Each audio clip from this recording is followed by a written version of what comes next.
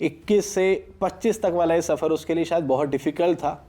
So that was a very difficult situation for me to handle the mental stress and also the housework along with and also continue my studies. एक तो ये मेरा पहले से dream था AF4 job लेना, तो मैंने वो मेरे माइंड को सिचुएशन कौन सी भी हो तो वहाँ पे मुझे पढ़ाई करना ही है, no matter what is the situation. मतलब उसको सुकून देने के लिए तो कुछ तो करना है यार मुझे, मतलब वो था जिंदा तो मैं वो कर नहीं सकी। तो और ये साल मैंने क्वालिफाई कर दिया तो मुझे बहुत प्राउड फील हो रहा है। शायद वो भी जहाँ भी होगा, मुझे जहाँ से देख रहा होगा तो उसको भी बहुत ही अच्छा लग रहा होगा। मैं जब भी वीडियोस रिकॉर्ड करता हूँ तो मेरे माइंड में चल रहा होता है कि मैं कैसे आप लोगों को पॉजिटिव कर सकूँ, मोटिवेट कर सकूँ, ताकि आप अपने सिलेक्शन के रास्ते पर और दुरुस्त तरीके से चल सकें। लेकिन कभी कभी कुछ कहानियाँ ऐसी भी होती हैं जो एक्सेप्शनल होती हैं, जो शायद आपको तो मोटिवेट करती हैं लेकिन आपसे ज़्यादा शायद मुझे मोटिवेट कर जाती हैं। कुछ ऐसी ही आज की हमारी कहानी है। एंड आज की इस वीडियो के अंदर जो आप सुनेंगे, जब एक्सपीरियंस करेंगे, this is something which is totally exceptional. And मुझे ऐसा लगता है कि इस वीडियो को एंड तक सुनने के बाद अगर आपको ऐसा फील हुआ कि अगर ये इन सिचुएशंस के अंदर कर सकती है तो डेफिनेटली आप भी कर सकते हैं। सो आगे बढ़ने से पहले मैं इंट्रोड्यूस करना चाहूँगा हमारे आज के गेस्ट के साथ, हमारी आज के स्टूडेंट के साथ। इनफैक्ट आज की स्टूडेंट नहीं कहना चाहूँगा, she is my student from 2021। 21 से 25 तक वाला ये सफ़र उसके लिए शायद बहुत डिफ़िकल्ट था। क्या था, कैसे था, मैं आपको सारा बताने वाला हूँ। So before I start this video, Pallavi, I welcome you to agri coaching Chandigarh. Thank you sir. And I congratulate you too for qualifying IBPS AF examination. Thank you so much sir. मैंने आपके इंट्रोडक्शन में पहले ही बोल दिया कि 21 से 25 तक का हमारा ये सफ़र था।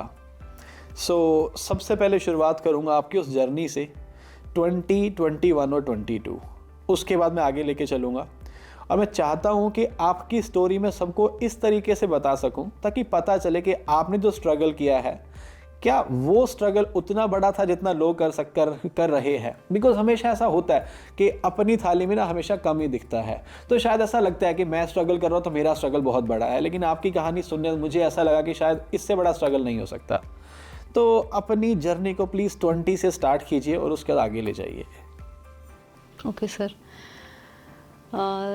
मेरी शादी हो गई 2020 में, तो उसके बाद मैंने प्रिपरेशन चालू नहीं किया था अभी 2020 में, तो 2021 से मैंने मेरा प्रिपरेशन चालू कर दिया।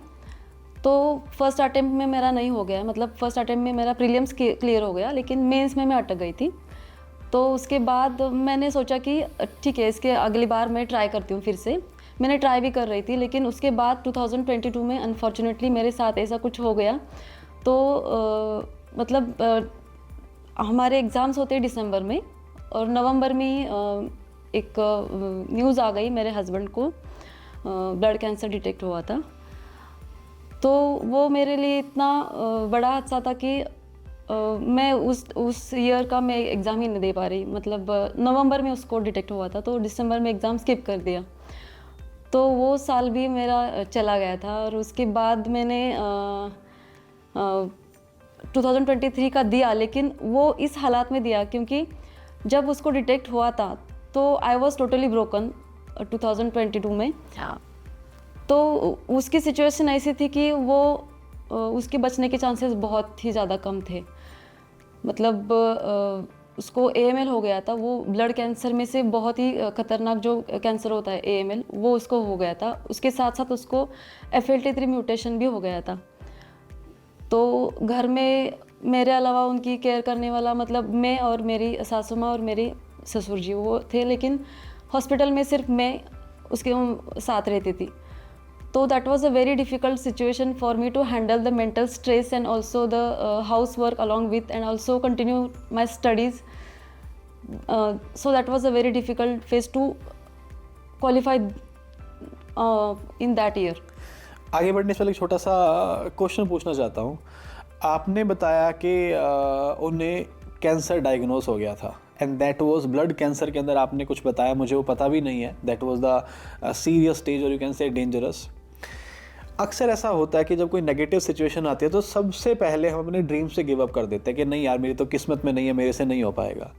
आपने बोला उसके बाद आपने एग्ज़ाम दिया, डजेंट मैटर आपने कैसे दिया, किन हालातों में दिया, क्वालिफाई हुआ या नहीं हुआ, खुद को दोबारा से रेडी कैसे किया कि इस सिचुएशन के बाद भी आपको लगे हाँ मुझे करना है, मुझे आगे बढ़ना चाहिए?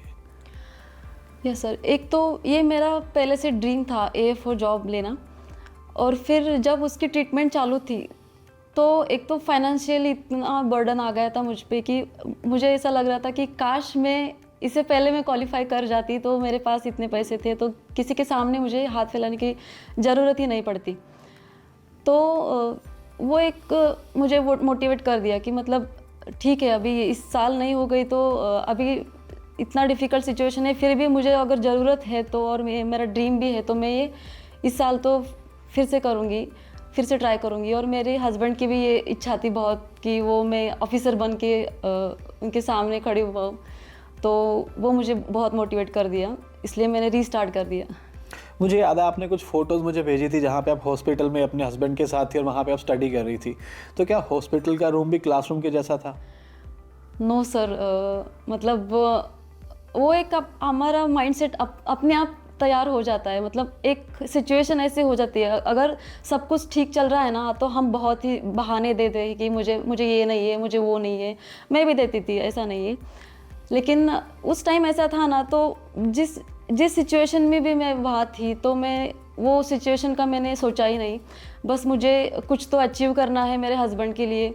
मैं अभी इतना भाग रही हूँ, थोड़े थोड़े पैसों के लिए, एक एक रुपए के लिए मैं भाग रही थी। तो मुझे ऐसा लग रहा था कि ठीक है यहाँ टाइम तो है मेरे पास, जगह कैसी भी होगी तो टाइम तो है, उतने टाइम में मैं थोड़ा सा तो पढ़ाई कर सकती हूँ, बस लेक्चर ही तो देखना है। तो मैंने वो मेरे माइंड को मतलब तय ही कर दिया कि मुझे सिचुएशन कौन सी भी हो तो वहाँ पे मुझे पढ़ाई करना ही है, no matter what is the situation. And आपने मेंशन किया कि अगर पहले AFO लग जाती तो उसको फाइनेंशियली सपोर्ट कर पाती, तो क्या इस जर्नी के अंदर फाइनेंशियल क्राइसिस देखने पड़े? इफ़ यस तो कैसे मैनेज किया उसे? हाँ, फाइनेंशियली तो बहुत ही मैनेज करना पड़ा। मतलब लास्ट तक बताए तो उनके लिए अराउंड 22 to 23 लाख टोटल खर्चा हुआ था। तो इतना फाइनेंशियल स्टेबल भी नहीं थे हम। तो स्टार्टिंग में थोड़े फार हमारी सेविंग्स थे, तो उससे तो नहीं हो पाता था। फिर हमने NGOs से कांटेक्ट किया, थोड़े से गवर्नमेंट स्कीम्स थे उनसे कांटेक्ट किया, हमारे कॉमन फ्रेंड्स थे बहुत सारे। मैंने तो 2-3 कॉलेज में भी गई, वहाँ से सबको इकट्ठा करके उनको बोली कि ऐसा ऐसी मेरी कंडीशन है अभी, प्लीज़ मुझे हेल्प कर दो। तो वहाँ से मैंने फ़ंड्स कलेक्ट कर दिए। तो वो एक बहुत ही बड़ी डिफ़िकल्ट सिचुएशन थी, लेकिन कैसे वैसे करके फ़ंड्स को मैनेज कर दिया। फ़ंड्स तो हम मैनेज करते, लेकिन जब इंसान को ऐसे हालात में देखते हो, कोई अपना क्लोज इतना इंसान है वो इसके हालात में देखते हैं, तो वो मेंटली हम बहुत टूट जाते हैं।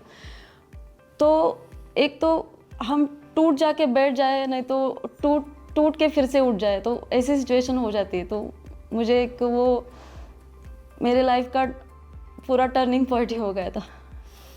20 में शादी हुई, 21 के अंदर आपने फर्स्ट अटैम्प्ट दिया, बट वो प्री के बाद नहीं हो पाया। 22 के अंदर कैंसर डायग्नोस हुआ, तो ऑफ कोर्स उस टाइम में नहीं पढ़ पाई। 22 के अंदर दे नहीं पाई, 23 में दिया तो नहीं हुआ। उसके बाद क्या हुआ?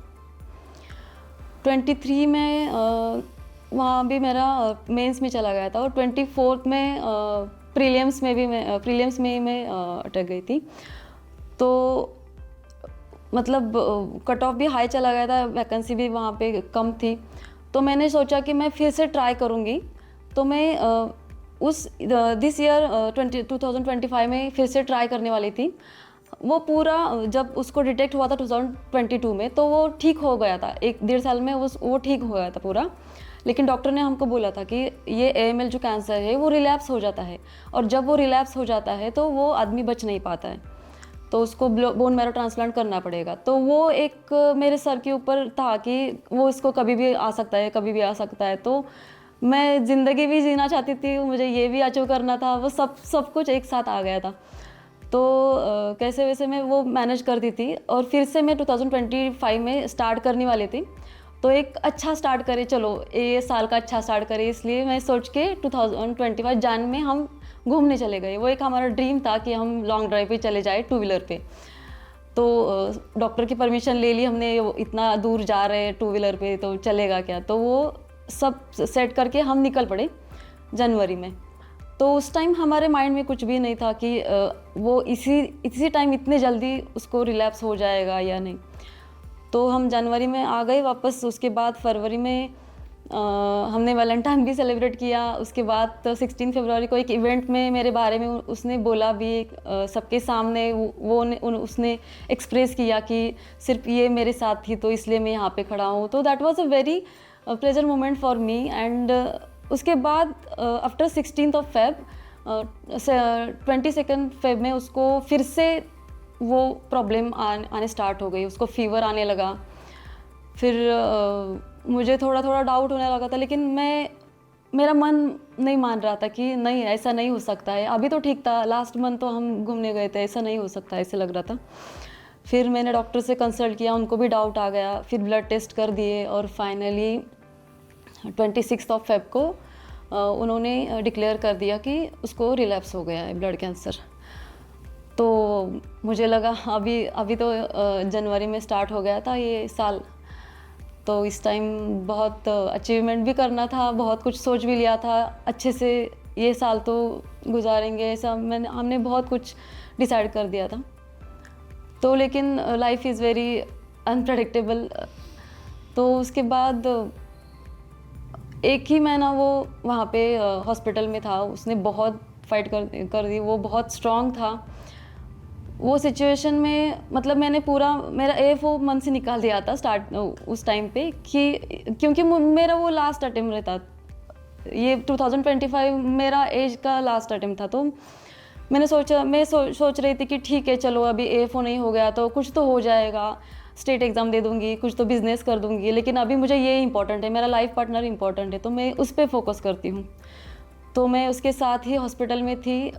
तो उसके कीमो चालू थे, कीमो ख़त्म भी हो गए, थोड़ा थोड़ा ठीक हो रहा था, लेकिन 1 महीने में उसको पता नहीं अचानक से कुछ हो गया। और मार्च में 26 को उसको बहुत ही ज़्यादा फीवर आ गया, उसके आँखों में से खून आने लगा, उसके नाक में से खून आने लगा। तो इट वाज लाइक ये चला जाएगा अभी।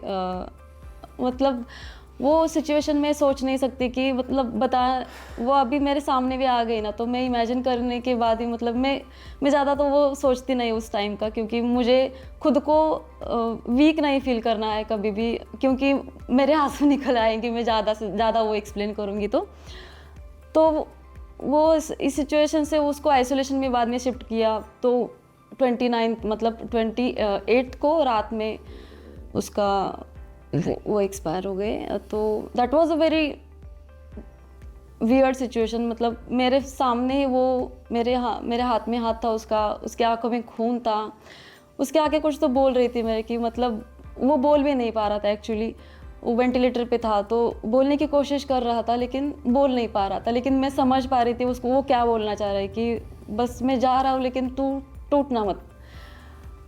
तो एक वो था कि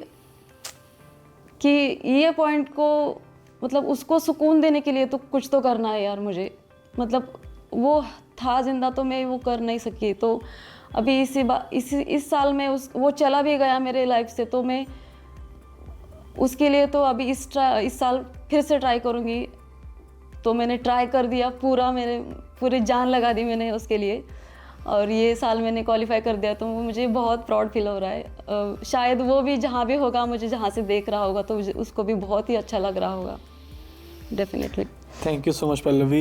एंड शायद मेरे लिए वीडियो रिकॉर्ड करना और आपके लिए इस वीडियो को देखना में भी आसान हो सकता है, बट मैंने पल्लवी को नहीं बोला शुरुआत में इंट्रोडक्शन देने के लिए, बिकॉज मैं चाहता था कि आप समझ पाएँ कि किन हालातों से वो निकल के आई, किस किस सिचुएशन को उसने फेस किया और कैसे उसने स्टडी करी।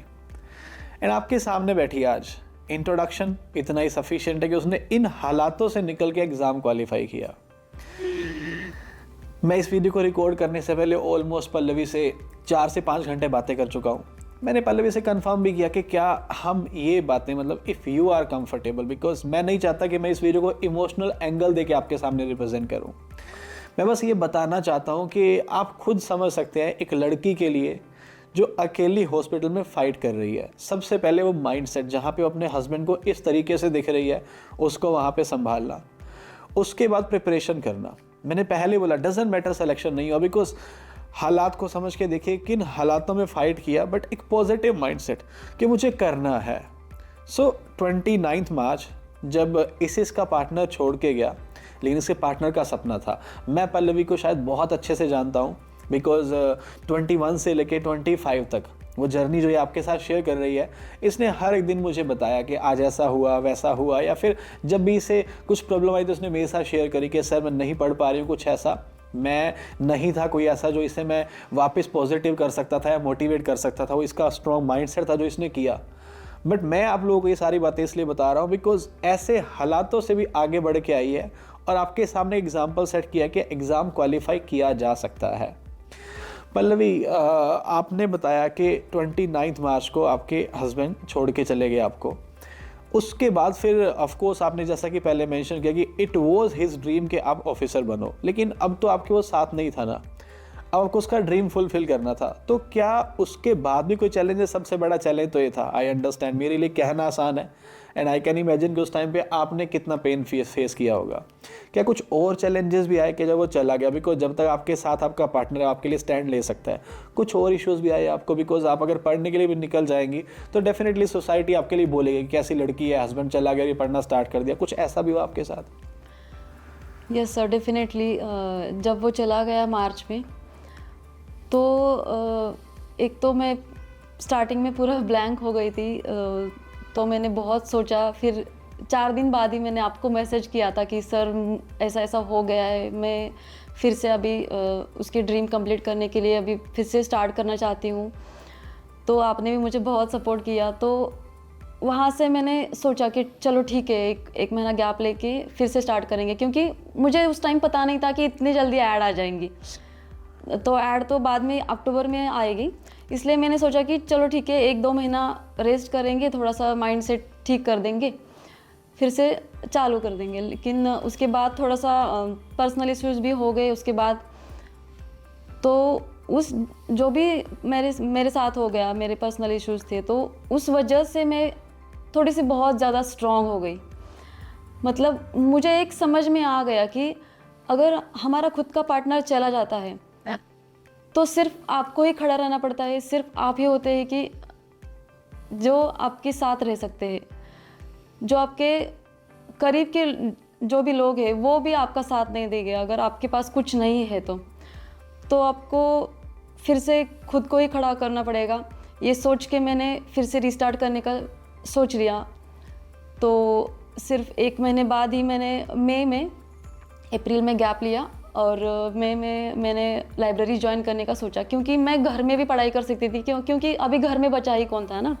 मेरे ससुर जी भी चले गए थे 2023 में। That was also very painful phase of my life.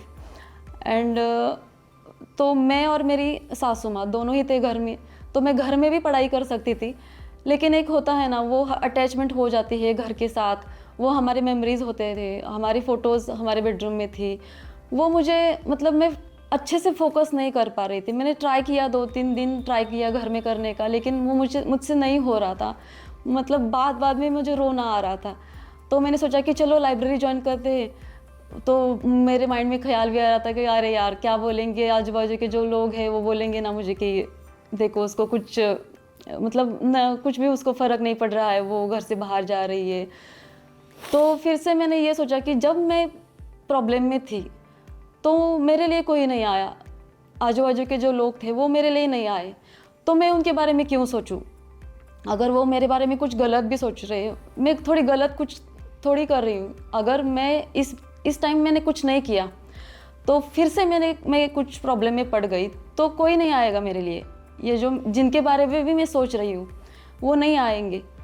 तो मैंने सोच के फिर से डिसीज़न ले लिया कि चलो लाइब्रेरी ज्वाइन करेंगे। तो मैंने लाइब्रेरी ज्वाइन कर दी। तो उसके बाद ही मतलब मेरे ये मतलब इस पॉइंट के लिए मेरा लक अच्छा था कि यहाँ पे वैकेंसी जल्दी आ गई। एक्चुअली ये मेरा मतलब लास्ट अटेम्प्ट था। तो 12 जुलाई को मेरा बर्थडे होता है, तो ये एज ख़त्म हो जाता इस साल तो, लेकिन यहाँ पे ऐड आ गई 1 जुलाई को, तो 12 दिन पहले ही आ गई, तो मुझे बहुत अच्छा लगा। तो मैं उस दिन से, जब ऐड आ गई ना, तो उस दिन से मैंने स्टार्ट कर दिया कि अब अच्छे से पढ़ाई कर देंगी। बहुत रोना भी आ रहा था लाइब्रेरी में बैठ के, तो उस सबको ओवरटेक करके पढ़ाई करना वो भी बहुत चैलेंजिंग था मेरे लिए। लेकिन एक टाइम पे ऐसा हो जाता है ना कि अभी मतलब एक हारने का हमको कुछ डर नहीं होता है, जो हर साल होता था मुझे कि इस साल नहीं हो गया तो क्या होगा, इस साल नहीं हो गया तो क्या होगा। तो इस साल ऐसा था कि नहीं भी हो गया तो ठीक है, चलो देख लेंगे, अभी क्या क्या ही बचा है हारने के लिए, अब सब कुछ तो गवा दिया है। तो इस माइंड सेट से मैंने फिर से स्टार्ट कर दिया और अच्छे से हो भी गया, तो चलो अभी क्वालिफाई हो गई हूँ। मुझे समझ नहीं आ रहा मैं आपसे कैसे क्वेश्चन पूछूं। मैं आपसे पूछने ही वाला था, क्योंकि जब भी बाकी लोगों के मैसेज देखता हूँ तो मैसेजेस के अंदर बहुत बार ऐसा होता है कि घर वाले कह रहे हैं कि इस बार नहीं हुआ तो ये हो जाएगा, तेरी शादी कर देंगे, ये कर देंगे, वो कर देंगे। दे फेल्ट लाइक कि हम प्रेशराइजिंग सिचुएशन को हैंडल नहीं कर पा रहे और नहीं करेंगे।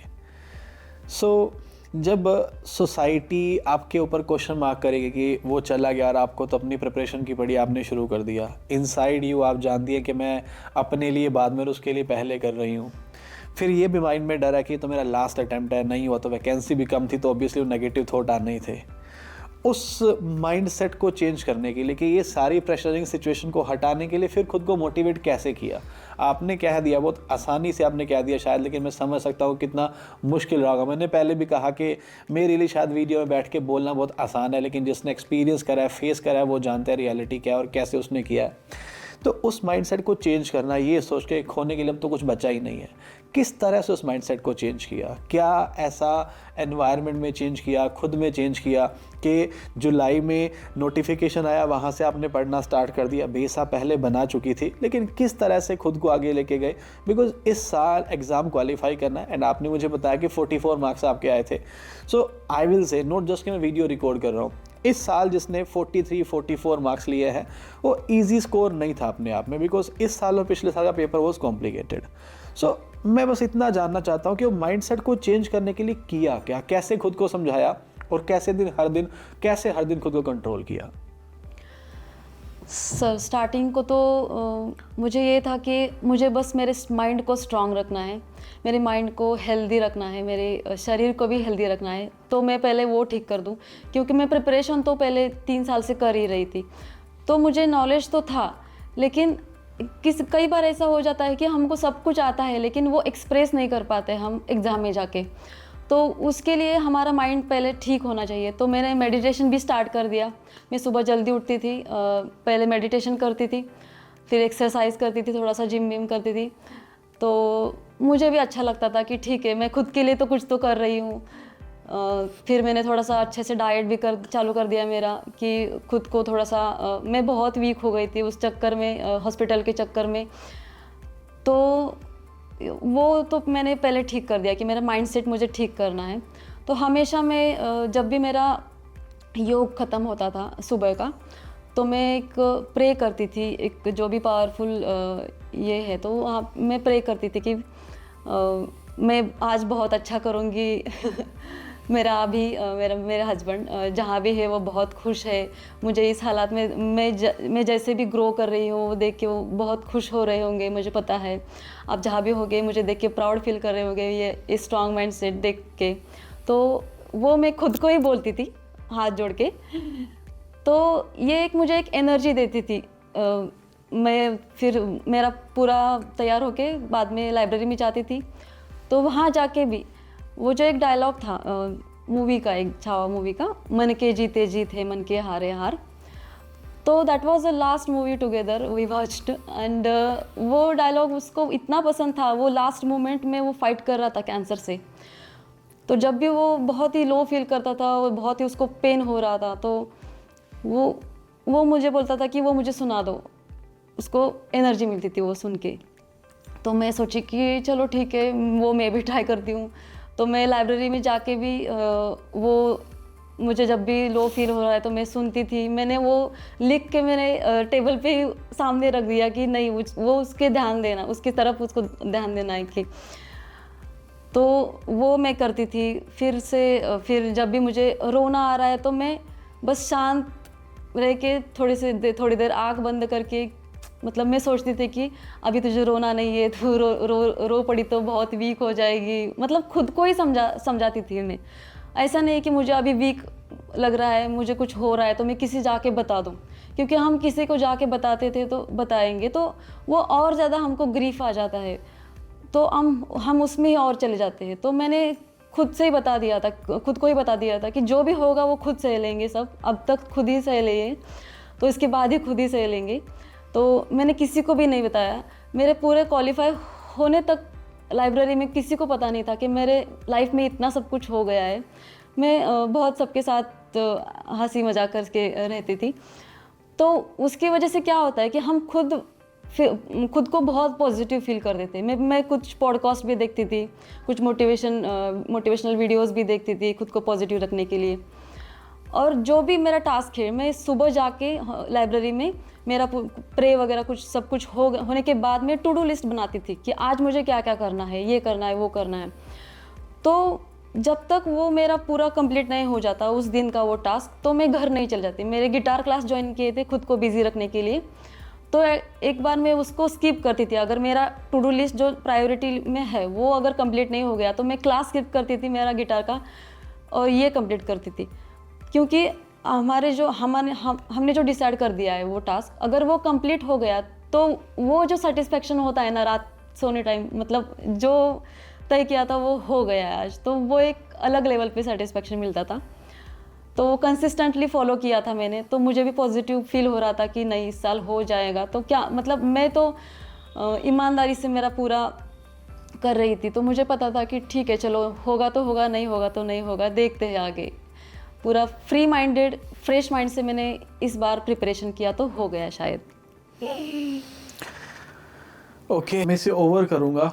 मेरे पास पूछने के लिए क्वेश्चन बहुत सारे हैं, लेकिन मुझे ऐसा लगता है कि मेरे वो क्वेश्चन वैलिड नहीं है, बिकॉज मैं जनरली पूछता हूँ कैसे नोट्स पढ़े, कैसे टेस्ट का एनालिसिस किया, क्या स्ट्रैटेजी रही।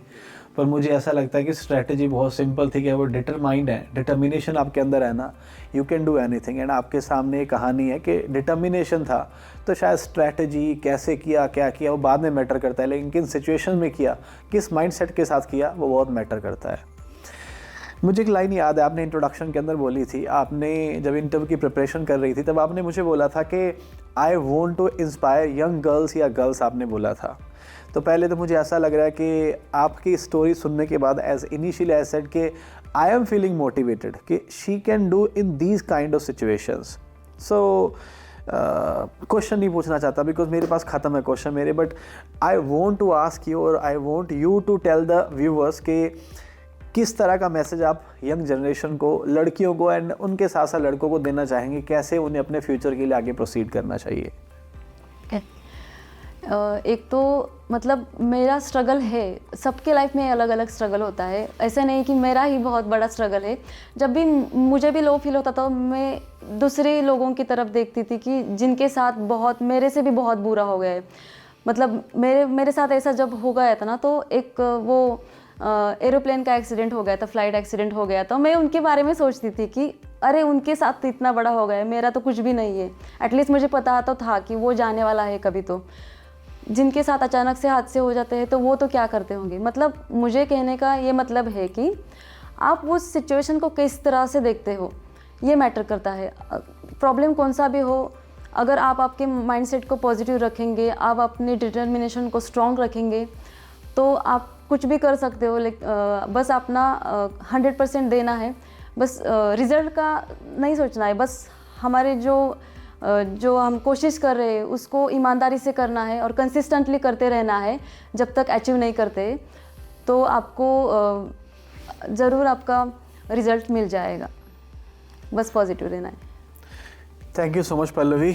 आई होप सो इस वीडियो को जिसने एंड तक देखा है तो वो समझ पाया होगा कि कंसिस्टेंसी मेंटेन नहीं हो पाती, टाइम मैनेजमेंट नहीं हो पाता, फाइनेंशियल क्राइसिस है या किसी भी तरह के इश्यूज़ आपके माइंड में चलते होंगे, तो आपको लग रहा होगा कि आपके सारे इश्यूज़ इस तरह के तो नहीं है जिस तरह के पल्लवी ने हालात को फेस किया। एंड पल्लवी अगर आज आपके सामने बैठी है ये बताते हुए कि मैंने AFO क्वालिफाई किया है विद दीज सिचुएशंस, तो मुझे ऐसा लगता है कि आप किसी भी स्ट्रगलिंग स्टेज में होंगे ना, डेफिनेटली आप भी क्वालिफाई कर सकते हैं। Thank you so much Pallavi. Thank you sir. मुझे नहीं पता मैं इस वीडियो का प्रॉपर एंड कैसे दूं, but I am feeling lucky my self कि आप जैसे स्टूडेंट हैं मेरे पास। एट द सेम टाइम मुझे बहुत अच्छा भी लग रहा है कि आपने उन सिचुएशन से आगे निकला, एग्ज़ाम क्वालिफाई किया। एंड जहाँ तक जैसे आपने बोला, तो मुझे ऐसा लगता है कि आपके हस्बैंड जहाँ भी होंगे डेफिनेटली आपको देख रहे होंगे, and he will be proud कि ऐसा कुछ होने के बाद भी आप यहाँ तक आई हैं और आप डेफिनेटली आगे बढ़ती रहेंगी। I wish you all the best. Thank you sir, thank you so much.